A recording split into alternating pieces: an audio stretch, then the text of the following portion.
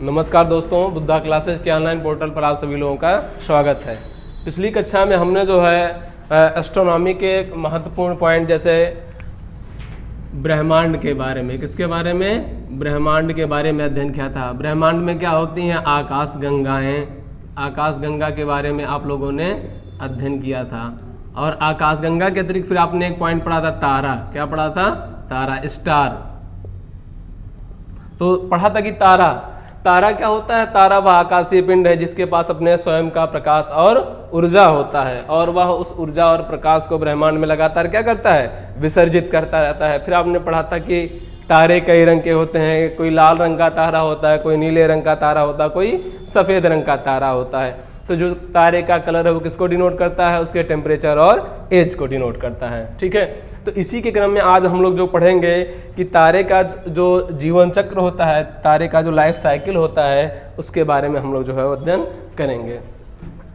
तो हमारा जो पॉइंट है आज का वो है तारे का जीवन चक्र।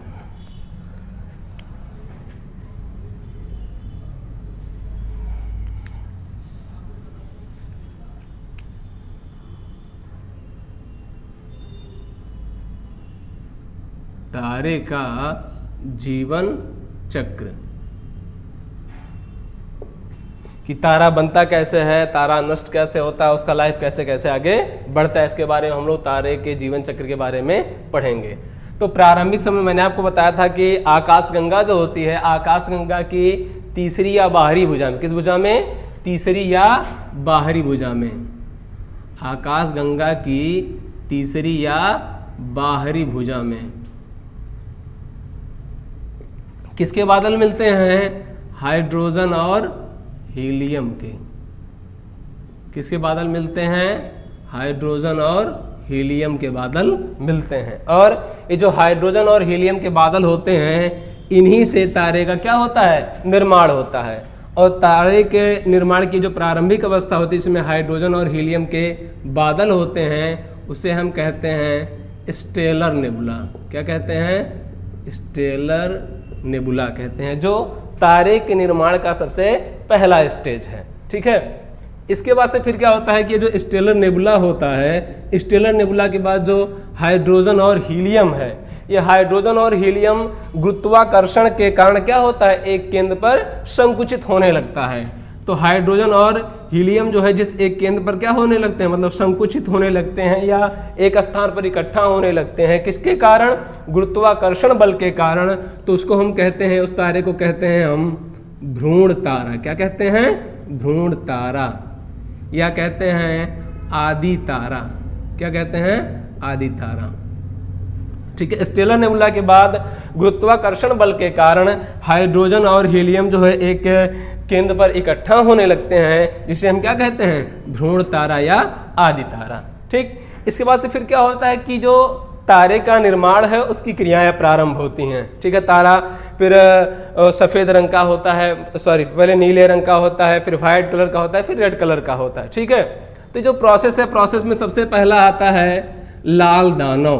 क्या आता है, लाल दानव, रेड जाइंट, जिसको कहते हैं, क्या कहते हैं, रेड जाइंट।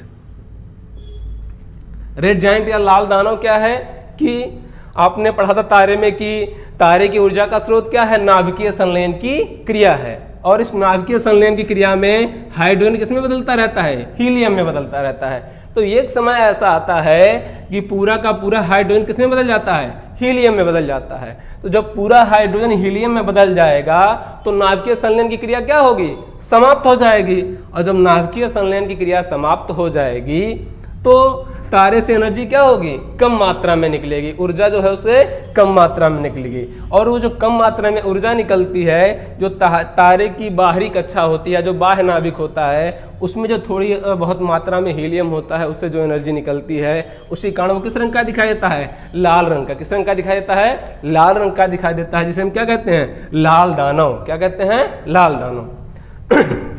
अब यहीं पर एक विद्वान आते हैं, यश चंद्र शेखर। कौन आते हैं, यश चंद्र शेखर। यश चंद्र शेखर ने जो है लाल दानव के बाद तारे के जीवन के बारे में बताया है कि लाल दानों के बाद तारे का जीवन किस प्रकार का होता है। तो उन्होंने बताया कि जिस तारे का द्रव्यमान, किसका, जिस तारे का द्रव्यमान, जिस तारे का द्रव्यमान कितना हो 1.44 सौर द्रव्यमान,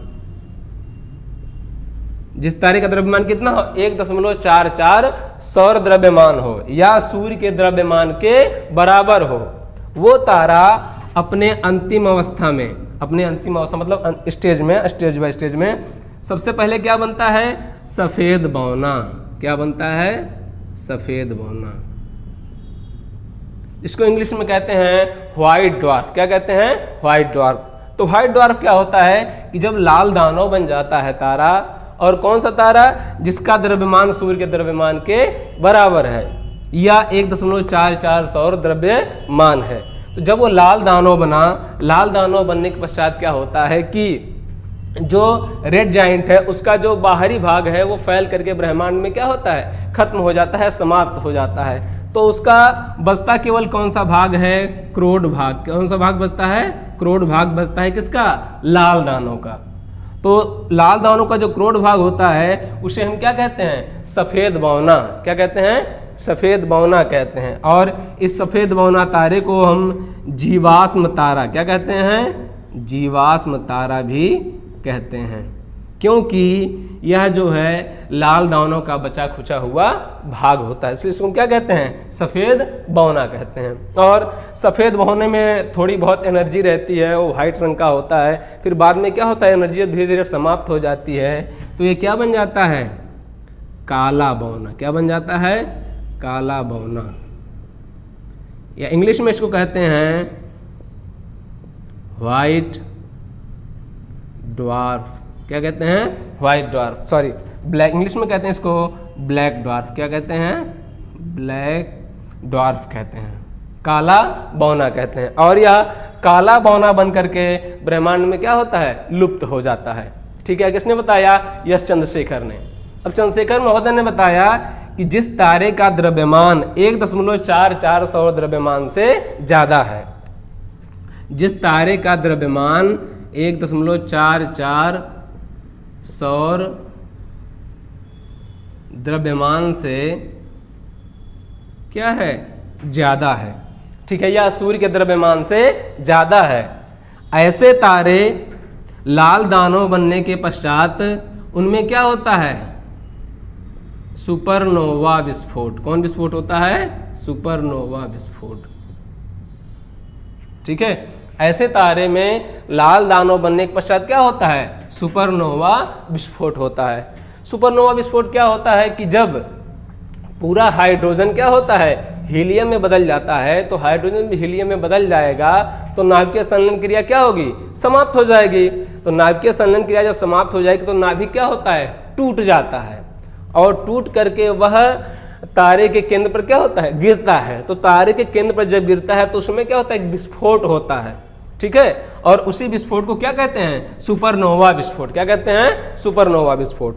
और इसी सुपरनोवा विस्फोट से जो हाइड्रोजन और हीलियम गैसें निकलती, कौन गैसें निकलती हैं, हाइड्रोजन और हीलियम गैसें निकलती हैं। इन्हीं हाइड्रोजन और हीलियम से फिर नए तारों का क्या होता है, निर्माण होता है। ठीक, और जब सुपरनोवा विस्फोट हो गया तो सुपरनोवा विस्फोट के पश्चात जो है तारे का कोर भाग बचता है। ठीक है, तारे का कोर भाग बचता है जिसे हम कहते हैं न्यूट्रॉन तारा। कौन तारा कहते हैं, न्यूट्रॉन तारा।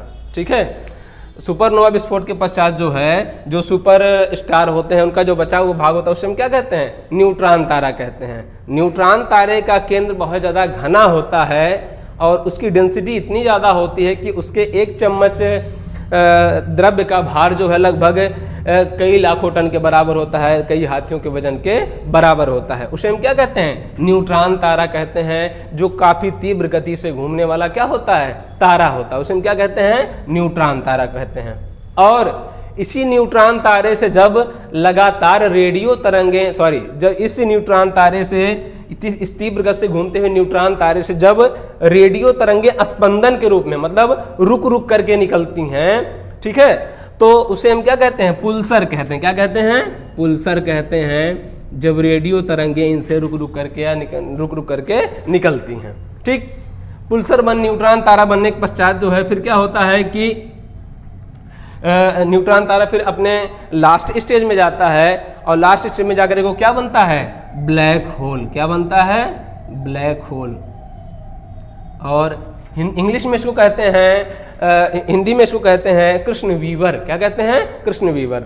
तो ब्लैक होल क्या होता है कि जब न्यूट्रॉन तारा होता है और न्यूट्रॉन तारा में जो हीलियम होता है, हीलियम पूरा कार्बन में जो हाइड्रोजन होता है वो पूरा कार्बन में और हीलियम में परिवर्तित हो जाता है, तो नाभिक का ऊपरी भाग टूट करके नीचे धंसता है। नीचे धंसने के नाते इस ब्लैक होल में इतनी ज़्यादा ग्रेविटी होती है कि ग्रेविटी होने के कारण उससे कुछ भी चीज़ें बाहर निकल नहीं पाती हैं, मतलब प्रकाश भी उससे बाहर निकल नहीं पाता है। तो प्रकाश बाहर ना निकलने के कारण हमको दिखाई नहीं देता है, लेकिन इसकी उपस्थिति का पता हमको किससे लगता है? किससे क्या निकलती रहती हैं? रेडियो तरंगें। कौन तरंगें? रेडियो तरंगें निकलती रहती हैं, जिससे हमें पता चलता है कि यहाँ पर क्या है? ब्लैक होल है। ठीक है, तो तारा क्या है? कि तारा वह आकाशीय पिंड है जिसके पास अपना स्वयं का प्रकाश और ऊर्जा होता है। तारे का निर्माण कहाँ पर होता है? आकाश गंगा की तीसरी या बाहरी भुजा में होता है। और प्रारंभिक अवस्था में जो हाइड्रोजन और हीलियम का बादल आकाश गंगा की तीसरी या बाहरी भुजा में मिलता है उसे हम क्या कहते हैं? Stellar nebula. क्या कहते हैं? स्टेलर नेबुला कहते हैं। स्टेलर नेबुला में फिर क्या होता है कि जो हाइड्रोजन और हीलियम है वो गुरुत्वाकर्षण बल के कारण क्या होता है? फिर एक केंद्र की तरफ जो है वो मोशन करने लगते हैं। उसे हम कहते हैं भ्रूण तारा या आदि तारा कहते हैं। भ्रूण तारा बनने के पश्चात जो है फिर तारे अपने उम्र के अकॉर्डिंग आगे बढ़ते हैं, जैसे युवावस्था, प्रौढ़ावस्था, वृद्धावस्था में जाते हैं। तो वृद्धावस्था में क्या होता है कि तारा लाल दानों किसमें बदलता है? लाल दानों में बदलता है। लाल दानों में कब बदलता है? जब पूरा हाइड्रोजन हीलियम में बदल जाता है। ठीक, और इसी लाल दानों के पश्चात जो है भारतीय मूल के अमेरिकी भौतिक वैज्ञानिक थे यश चंद्रशेखर, और यश चंद्रशेखर ने बताया कि जिस तारे का द्रव्यमान सूर्य के द्रव्यमान के बराबर है वो तारा अपने अंतिम अवस्था में क्या बनेगा? काला बौना। क्या बनेगा? काला बौना। और जिस तारे का द्रव्यमान सूर्य के द्रव्यमान से ज्यादा होगा वो अपने अंतिम अवस्था में क्या बनेगा? Black hole. क्या बनेगा? ब्लैक होल बनेगा। किसने बताया? यश चंद्रशेखर ने बताया। ठीक है, तो ये क्या है? तारे का जीवन चक्र है, तारे का लाइफ साइकिल है। ठीक है, इसके बाद से जो हमारा अगला पॉइंट है उसके बारे में हम लोग पढ़ेंगे वो है तारामंडल। क्या है? तारामंडल।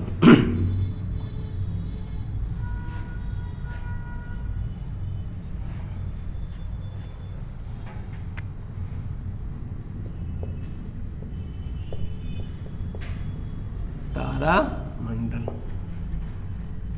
कंसोलेशन ऑफ स्टार्स, तारामंडल। ठीक है, तो तारामंडल का मतलब है तारों का समूह। किसका समूह? तारों का समूह। आकाशगंगा भी क्या है? विशाल तारों का समूह है। तो ये भी क्या है? तारों का समूह है, लेकिन इसमें तारे क्या होते हैं? एक विशेष आकृति के रूप में। किस रूप में? विशेष आकृति के रूप में मिलते हैं। ठीक है, तारामंडल क्या होता है? तारों का वह समूह जिसमें तारे एक विशेष आकृति के रूप में मिलते हैं उसे हम क्या कहते हैं? तारामंडल। क्या कहते हैं? तारामंडल कहते हैं। जैसे आप लोगों ने सुना होगा एक तारामंडल है सप्तऋषि तारामंडल। कौन तारामंडल? सप्तऋषि तारामंडल, या इंग्लिश में इसको कहते हैं उर्सा माइनर। क्या कहते हैं? Ursa minor. तो जो सप्तऋषि तारामंडल है या उल्टा चम्मच किसके आकार का है? उल्टा चम्मच के आकार का। इसमें 4 तारे इस प्रकार से हैं और 3 ऐसे हैं। ठीक है, ये इस प्रकार के ये शेप बनाते हैं। तो इसको हम क्या कहते हैं? उर्सा माइनर या सप्तऋषि तारामंडल कहते हैं। तो इसका स्पेशल शेप है कि नहीं शेप है ये? तो तारों का वह समूह जिसमें तारे एक विशेष आकृति के रूप में मिलते हैं उसे हम क्या कहते हैं? तारामंडल कहते हैं। ठीक है, जो हमारा सौरमंडल है, या जहाँ तक हमारी जानकारियाँ हैं, तो अब तक हमने जो है 89 वर्तमान समय तक कुल 89 तारामंडलों की खोज की जा चुकी है। वर्तमान समय तक कितने तारामंडलों की? 89 तारामंडलों की खोज की जा चुकी है। इनमें जैसे आपने कहा सप्तऋषि तारामंडल, सप्तऋषि तारामंडल, इसको हम और क्या कहते हैं? Ursa Minor. क्या कहते हैं? उर्सा माइनर, या स्मॉल बियर भी कहते हैं। क्या कहते हैं? Small bear. इसके अलावा है हरक्यूलिस। क्या है? हरक्यूलिस। फिर है सिग्नस। कौन है? सिग्नस। सिग्नस के अलावा है हाइड्रा। कौन है? हाइड्रा। हाइड्रा के अलावा है सेंटोरस। सेंटोरस के अलावा है बिग बियर। ये एक प्रमुख क्या है? तारामंडलों के उदाहरण हैं। तो तारामंडल किसे कहते हैं? तारों का समूह जिसमें तारे एक विशेष आकृति के रूप में मिलते हैं, उसे हम क्या कहते हैं? तारामंडल। वर्तमान समय तक कितने तारामंडलों की खोज की जा चुकी है? 89 तारामंडलों की खोज की जा चुकी है। इन 89 तारामंडलों में सबसे छोटा तारामंडल कौन है? हाइड्रा। सबसे छोटा तारामंडल कौन है? हाइड्रा। और सबसे बड़ा तारामंडल कौन है? सेंटोरस। कौन है? सेंटोरस। सबसे छोटा तारामंडल हाइड्रा और सबसे बड़ा तारामंडल कौन है? सेंटोरस है। इन 89 तारामंडलों में या 89 कंसोलेशन ऑफ स्टार्स में से। फिर एक क्वेश्चन यहीं पर पूछता है कि वह कौन सा तारामंडल है जिसकी सहायता से ध्रुव तारे की स्थिति के बारे में जानकारी प्राप्त की जाती है। ठीक है, वह कौन सा तारामंडल है जिसकी सहायता से ध्रुव तारे की स्थिति के बारे में जानकारी प्राप्त की जाती है। तो कौन सा तारामंडल है? सप्तऋषि तारामंडल है जिसकी सहायता से हम ध्रुव तारे की स्थिति के बारे में जानकारी प्राप्त करते हैं। ठीक है, तो ये हो गया हमारा तारामंडल। तारामंडल के बाद से फिर हमारा जो नेक्स्ट पॉइंट आता है वो है सौरमंडल। अगला हमारा टॉपिक है सौरमंडल, और सौरमंडल के बारे में हम लोग जो है परिचर्चा अगले क्लास में करेंगे। तब तक के लिए धन्यवाद।